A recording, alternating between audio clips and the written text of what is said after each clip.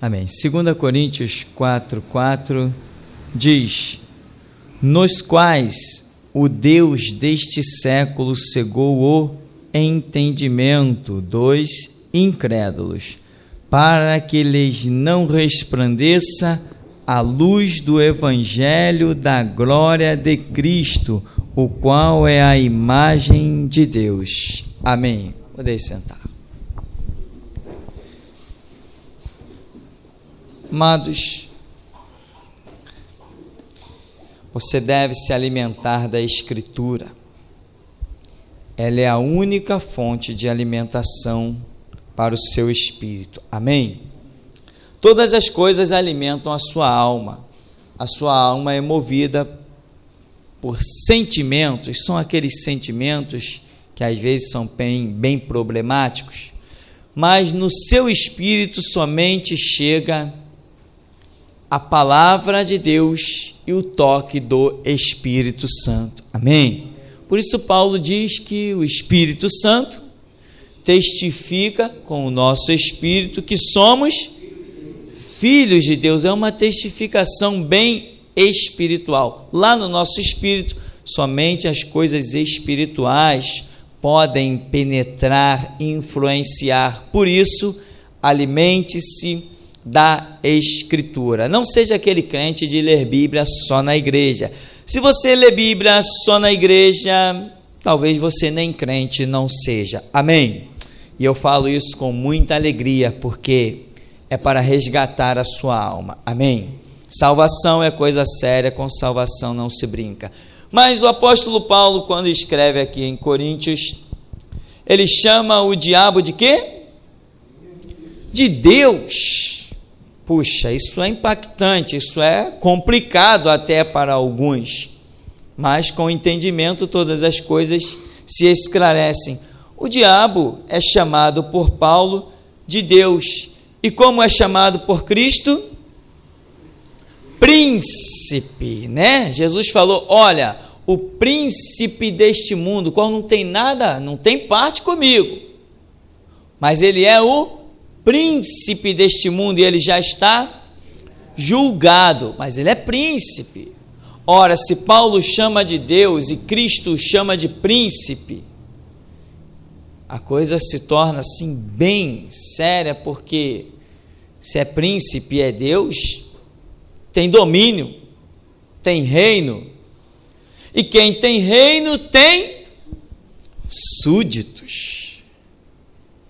Quem tem reino não reina sobre uma cidade fantasma vazia. Quem tem reino está com autoridade sobre alguém. Amém? Jesus Cristo não tem um reino? Ele não tem autoridade sobre nós? Tem. Nós somos súditos do seu reino. Ainda neste mundo como peregrinos e forasteiros em terra estranha. Mas um dia, né? Paulo diz, hoje vemos como enigma por espelho, mas um dia veremos face a face a nova Jerusalém, a cidade de Deus, que ele preparou para aqueles que o amam. Onde nós queremos chegar? Em Mateus capítulo 4, diz que o diabo levou Jesus, uma vez que Jesus estava despido da sua autoridade divina, da sua própria divindade, pois a Bíblia diz que o Verbo se fez carne e habitou entre nós. Ele despiu-se da sua glória, é isso que a Bíblia diz, fazendo-se carnal, fazendo-se um homem como qualquer outro. Então o diabo pegou este homem, Jesus, que veio realizar um propósito do Pai, e o transportou ao pináculo do templo, e o transportou a um monte, o transportou a vários lugares, e dentre essas colocações, o diabo mostrou para Jesus o quê? Os reinos do mundo e a sua glória. Então, ele tem os reinos do mundo, a Bíblia diz que o mundo jaz no maligno, o mundo está sepultado no maligno. Ele mostrou os reinos do mundo e mostrou também a sua glória. Por quê? Paulo disse que ele é um Deus. Só tem glória quem é Deus. Amém? Só tem glória quem é Deus. Então Paulo qualifica ele, claro, é um Deus, no texto você vai ver, com letra minúscula, porque Deus com letra maiúscula, só o Senhor dos Exércitos, aquele a quem nós servimos, que desfaz as obras deste pequeno Deus, que um dia tentará usurpar o lugar do próprio Deus e cairá mais uma vez, como já tentou há um tempo passado. Nós vamos vendo que o diabo tem reino, o diabo tem glória, o diabo é príncipe, o diabo é Deus, nós vamos vendo. Aí vem Jesus. Jesus, e tem esses títulos todos. Jesus tem o título da divindade, amém? É Deus. Jesus é príncipe, amém? Jesus tem um reino, amém?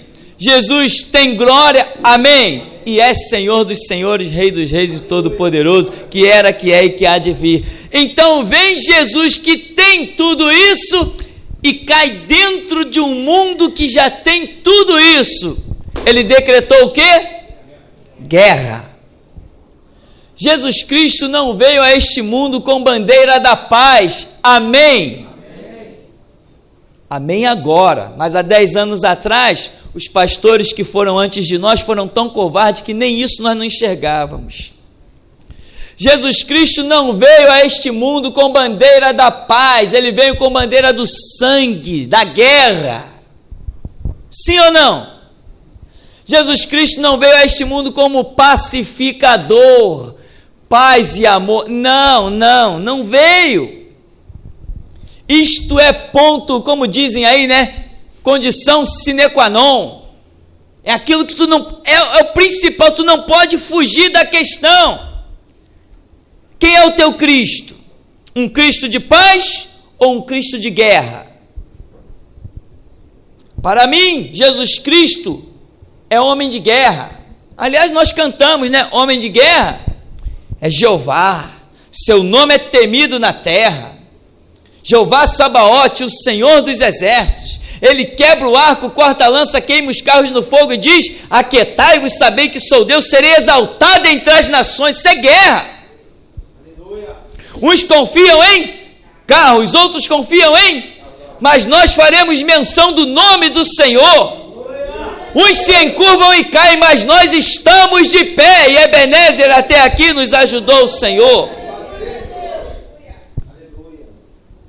Os títulos que qualificam a Deus são títulos terríveis.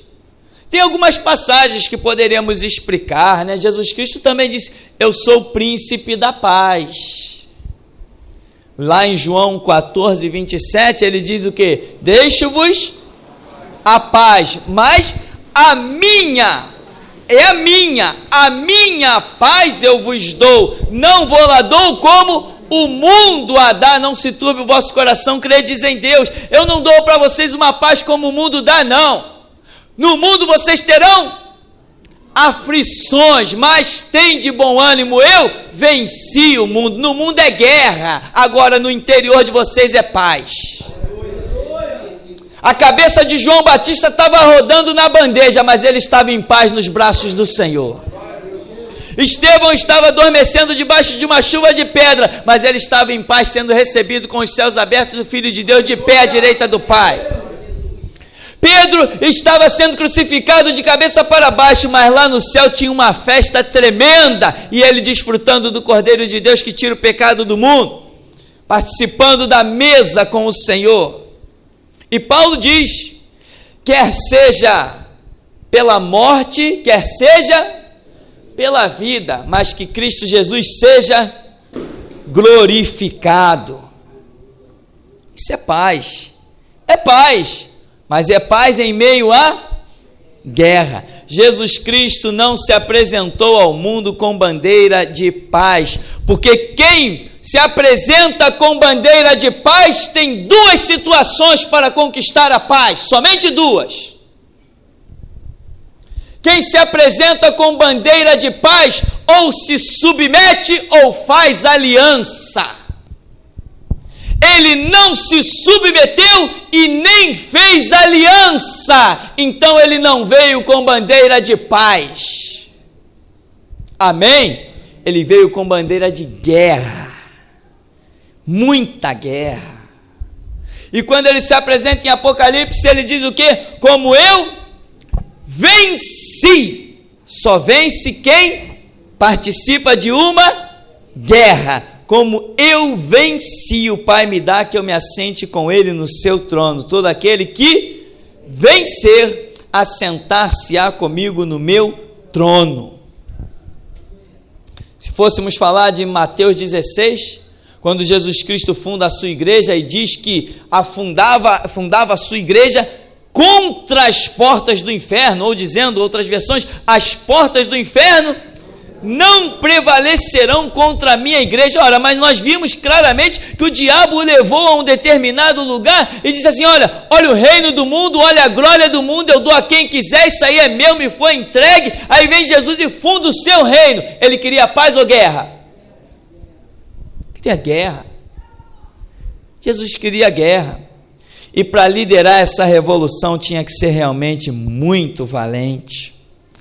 Mas essa revolução não vai parar, porque ele vai encontrando ao longo da história novos valentes. Amém? Achou Gideão para derrubar os altares de Baal, e tem achado você para derrubar um monte de altar por aí, principalmente os altares que se formam nos corações dos homens. Esses, com palavras, nós arrancamos de lá e pisamos em cima deles. Altares católicos, altares espíritas, altares gracionistas, universalistas, nós arrancamos dos corações das pessoas esses altares e pisamos em cima deles, pois aqui fomos chamados para libertar os cativos, abrir vista aos cegos, restaurar os oprimidos. E o povo devia olhar para Jesus e dizer assim, esse camarada é um revolucionário.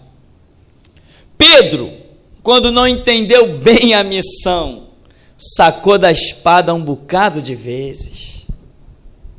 A mensagem de Jesus era tão revolucionária, que certa vez os homens apresentaram para ele 2 espadas, porque não entenderam que a sua revolução consistia apenas em palavras.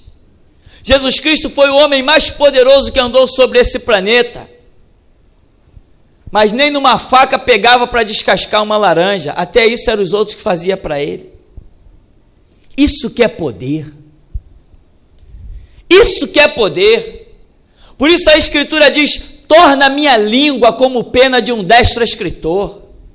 Com língua afiada na palavra, meu irmão, e aguçada pelo Espírito Santo, tu envergonha qualquer metralhadora, qualquer canhão, qualquer mercenário e falso mestre. Com a língua afiada, o Espírito Santo mostra quem é Deus. Aleluia! Glória a Deus! E eu imagino, Jesus falou assim, olha, vem situação difícil por aí, se preparem. Aí pegaram 2 espadas, Senhor, tem 2 espadas aqui. Jesus falou, não entenderam nada, basta, vamos mudar de assunto.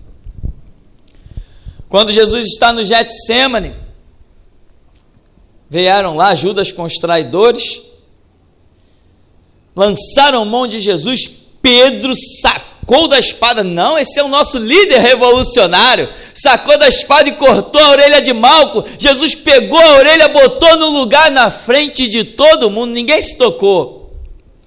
Pedro, põe a tua espada na bainha, não beberei eu o cálice que o Pai me dá? A mensagem de Jesus era tão revolucionária que os discípulos achavam até que poderiam pegar em armas. Irmãos, por este mundo, pelo Evangelho, nós não estamos prontos a matar, somos muito mais valentes que isso, estamos prontos a morrer. Os covardes matam, os valentes se entregam à morte.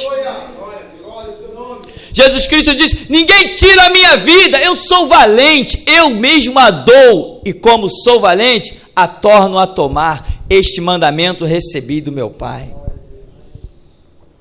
E os discípulos olhavam para Jesus, Jesus para cá, Jesus para lá. aquela situação toda, todo mundo tramando, Jesus operando as coisas do reino. Jesus ressuscitou um homem chamado Lázaro, com 4 dias de morto. Quando as pessoas ouviram que Lázaro havia sido ressuscitado, e a gente de tudo que era lugar para ver se Lázaro que foi ressuscitado, afinal de contas, 4 dias, não é todo dia que alguém com 4 dias de morto é ressuscitado. E as pessoas vinham para ver Lázaro, ouviam Jesus e se convertiam. Os líderes do mundo, quando ouviram isso, falaram que, então vamos matar Lázaro e vamos matar Jesus. Mas um feito tão tremendo, sabe por quê? Porque os feitos gloriosos do reino que nós pertencemos não são aceitos pelo reino que está implantado neste mundo. Não há união, não tem como, é divisão eterna. Depois Pedro passa lá na porta do templo e um homem estende a mão para ele pedindo esmola, e ele diz: olha, eu não tenho ouro, eu não tenho prata, mas o que tenho te dou. Em nome de Jesus Cristo Nazareno, levanta e anda. Ele pegou na mão do homem, a virtude e o poder do Espírito Santo se manifestou, a glória de Deus penetrou nos artérios daquele homem, nos músculos, nas juntas, nas medulas. Ele se fortificou, levantou, os pés se endireitou e ele entrou no templo soltando e glorificando a Deus. Aí as pessoas disseram assim: olha, esses homens fizeram um sinal notório, não podemos negar, o homem já tinha mais de 40 anos, esse milagre. Não tem problema, vamos fazer o seguinte: chama eles, ameaça eles, açoita eles e proíbe-os de falar em Jesus. Olha, mas um feito que eles mesmos dizem, não podemos negar. Por que não aceitaram? Porque os feitos do nosso reino não é para ser aceito pelo mundo. Nós temos que fazer o mundo engolir garganta abaixo o poder de Deus. Quer creiam, quer deixem de crer, quer ouçam, quer deixem de ouvir, saberão que houve um profeta no meio deles. Não tem que aceitar, não, tem que engolir. Jesus vai e continua passando. Tem um homem cego de nascença, um jovem. Jesus faz lodo, passa nos olhos deste homem, diz: vai lavar-te no tanque de Siloé. Quando o homem jogou as águas que simbolizam a palavra nos seus olhos, ficou curado e passou a enxergar, e glorificava a Deus, e toda a liderança daquele lugar começou a interrogar aquele jovem um monte de vezes, e o jovem se encheu de dar entrevista, se fosse nos dias de hoje.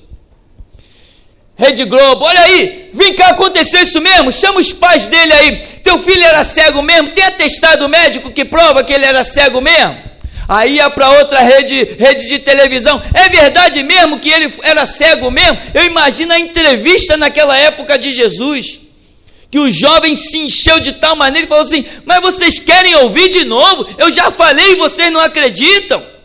Vocês também querem ser discípulo dele? Aí pegaram o jovem e jogaram ele no meio da rua. Que feito tremendo, lá estava o pai, lá estava a mãe, dizendo: olha, esse é nosso filho, sabemos que ele nasceu cego, mas como ele vê, isso nós não sabemos. Ele tem idade, pergunte a ele. Ele tem idade, pergunte a ele, quem abriu os olhos dele? Com medo da morte, nós não sabemos quem abriu os olhos dele, não, pergunta a ele que ele já tem idade. Por que não aceitaram um feito tão tremendo? Porque os feitos do nosso reino, do Espírito Santo, são para a nossa edificação e glória. Não é para que o mundo aceite, não. Jesus até falou assim: ó, eles me ouvem, mas o seu coração está longe de mim. Agora, quando as misericórdias do Senhor recaem sobre ti, e você joga de lado o seu egoísmo e se integra nesse reino, aí você vê como é glorioso as manifestações de Deus. Nossos atos não têm que ser aceitos pelo mundo. Aliás, o mundo não aceitará os nossos atos. porque o mundo já tem as suas leis, já tem o reino aí estabelecido. E Jesus Cristo falou assim: olha, o meu reino não é deste mundo. Aí depois ele diz assim: eu não sou deste mundo, e vós também não sois deste mundo. Eu com meu sangue vos comprei. Você foi comprado? Aí Jesus falou assim: se vós fosseis do mundo, o mundo vos amaria vocês, amaria o ato de vocês, amaria a pregação de vocês, amaria tudo que vocês fazem. Mas porque vós não sois deste mundo, o mundo vos odiará. Assim como odiaram a mim, odiarão vocês. Mas não tem problema, se guardaram a minha palavra, vão guardar a vós, quer seja para salvação, quer seja para condenação. Vão guardar, por quê? Porque a mente humana é um arquivo inviolável. Depois que caiu ali, não tem jeito. Então, querido, Jesus está lá fazendo as coisas num confronto terrível, numa situação terrível, perseguido. Um tal de Herodes lá queria matar Jesus. E Jesus nunca tinha mencionado o nome do homem. Só porque ouvia a pregação de Jesus por toda a cidade, o homem queria matar Jesus. E os discípulos começaram a entender e falaram: Senhor, como é que vai ser isso aí? Imagino eles chegando perto de Jesus. Senhor, explica melhor esses detalhes, como eram tantas as indagações. Jesus falou assim: olha, vocês querem realmente aprender, penso eu, nas atitudes, em tantas coisas? Vocês querem compreender realmente os fatos? Eu vou mostrar para vocês uma coisa que vocês nunca ouviram. Vou mostrar para vocês uma coisa que vocês nunca viram. Está vendo os escribas? Olha lá, está vendo os fariseus? Olha lá quando eles passam, olha lá como o povo reverencia, olha lá os escribas e fariseus, olha lá como as pessoas entregam ofertas altíssimas na mão deles, olha lá como eles ficam plantados do lado do gasofilácio, olha lá como as viúvas estão dando o seu tudo para eles, olha lá os escribas e os fariseus recebendo tudo, está vendo? Vocês acham que vocês são meus discípulos? Quero ver agora quem vai ficar comigo. Fariseus, escribas, vocês são hipócritas, vocês como mosquito engolem o camelo. Senhor, que isso? Essa é a melhor classe de Israel, é a melhor aos olhos de vocês, não é a melhor aos olhos do Pai. Fariseus, escribas, vocês são hipócritas, vocês percorrem a terra e o mar, faz um discípulo, mas sabe para quê? Para transformá-lo em filho do inferno, pior do que vocês. Que isso, Senhor? Não é possível. É possível sim, porque Deus não mente nem se engana. São hipócritas. Isto é guerra? Isto é paz? Eu imagino os discípulos, depois que Jesus faz o desfecho de Mateus 23, mostrando até que eles invertiam os valores das coisas, porque diziam que a oferta era santa, mas o altar não.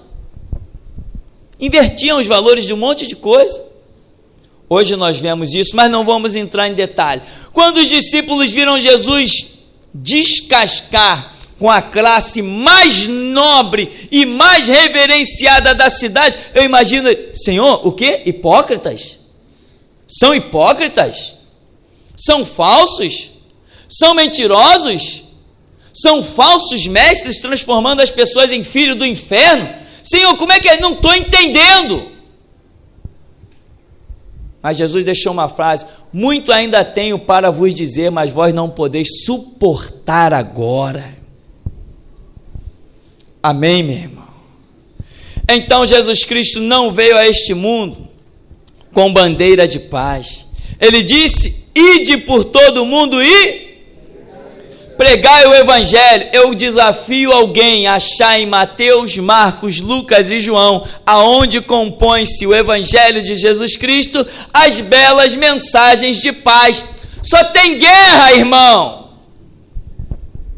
Parábola do filho pródigo, guerra contra a nação de Israel, mostrando que eles estarão cortados, estarão fora. Jesus amaldiçoando a figueira, é guerra. Jesus falando das lideranças, é guerra. Jesus dizendo para Herodes, ó, vai lá e diz aquela raposa. Você sabe o que é raposa? É um esperto. Raposa é aquele bichinho esperto, é aquele bichinho ladrão que sobe em cima da pia para roubar as coisas como um gato. Vai lá e diz para aquela raposa, para quem raposa? Ele é o quê? Ele é ladrão, ele é um esperto, aquele Herodes.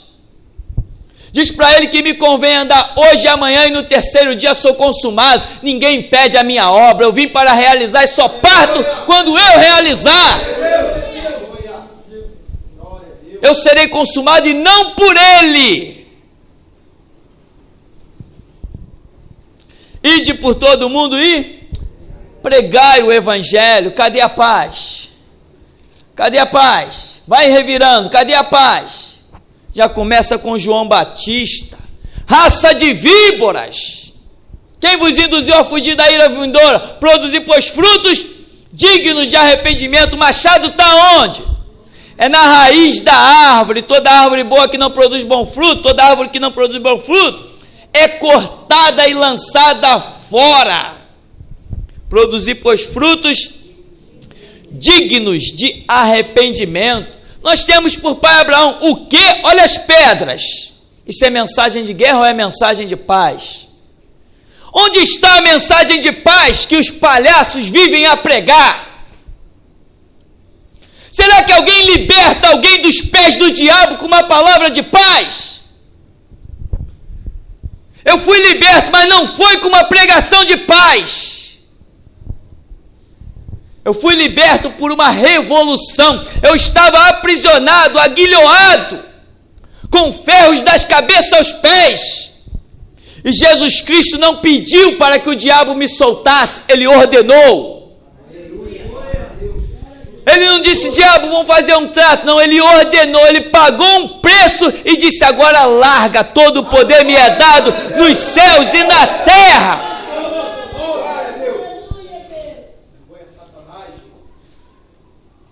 Eu não sei cadê a mensagem de paz deste evangelho. Eu até agora não consigo achar. Tem gente por aí pregando um evangelho de paz que eu não sei se o camarada é pastor ou ele é hippie. Eu não entendo. Quando a gente abre aqui em Isaías capítulo 61, diz que o Espírito do Senhor Deus está sobre mim, me ungiu para pregar libertação. Se alguém está aprisionado e precisa de libertação, tem algum senhor liderando esta opressão. Você acha que vai libertar alguém da opressão com palavras de paz? Pode se fortificar até os dentes, irmão, que a guerra é grande pela frente. Jesus Cristo não veio chamar soldados para compor o seu exército, para, como diz por aí, né? Exército da salvação, paz. Tem umas camisas escritas por aí. Não. Exército da salvação, sim. Guerra. Aí sim. Amém. Quer ver como é guerra? Jesus pegou os discípulos, vai pregar o evangelho, vai de 2 em 2. Quando eles voltaram, Senhor, em teu nome até os demônios se nos sujeitam. Não fizemos acordo com eles não, Senhor. Ordenamos e eles saíram. Nós os sujeitamos, pisamos na cabeça do diabo, como o Senhor disse, que assim seria. É verdade, eu via Satanás como um raio, destronado, caindo do céu, como um raio, precipitado. Ele não foi tirado suavemente, ele foi precipitado. É violência. É força. Eis que eu vos dou poder para pisar serpentes e escorpiões e toda a força do diabo, e nada vos causará dano algum. Eu vos dou poder para pisar, subjugar. Quem pisa, subjuga, não faz aliança. E quem é que lidera no mundo? O mundo jaz no maligno. O príncipe deste mundo está aí, o Deus deste século. Então, querido, você tem que atentar para este detalhe, talvez novo, Mas Jesus Cristo não veio a este mundo com bandeira de paz. Aliás, eu tenho me alegrado de uma maneira inefável no Senhor nestes últimos dias, porque o número de pessoas escapes do cativeiro tem sido grande. Eu digo, meu Deus, só o Senhor é Deus. Como é que eu poderia imaginar que num textozinho que você demora 40 segundos para ler, que tantas pessoas fossem ser libertas? Jamais eu poderia imaginar isso. Eu pensei em soprar uma brasa, o Espírito Santo acendeu uma fogueira. Que coisa tremenda. Mas não são palavras de paz, são palavras de guerra. Amém? E o Espírito Santo que testifica com o nosso espírito, ele tem dito só o seguinte: assopra as brasas. Assopra as brasas. Assopra, porque não cuideis que vim trazer paz à terra, mas espada. Não cuideis que vim lançar paz na terra, vim lançar dissensão, vim semear fogo. É isto que arde no meu espírito. E se tem demônio que me possa parar, que pare hoje. E se tem homens que me possam deter, que tentem hoje. Porque amanhã pode ser muito tarde para eles. Os cativos já estarão libertos, os oprimidos já estarão restaurados, e o nome do Senhor vai ser glorificado. Não buscamos a nossa glória, nem a nossa própria libertação, porque já sabemos em quem temos crido, estamos certos que Ele é poderoso. Mas agora, uma vez livres em Cristo Jesus, nós queremos libertar outros dos mesmos antros que um dia nós estivemos sepultados.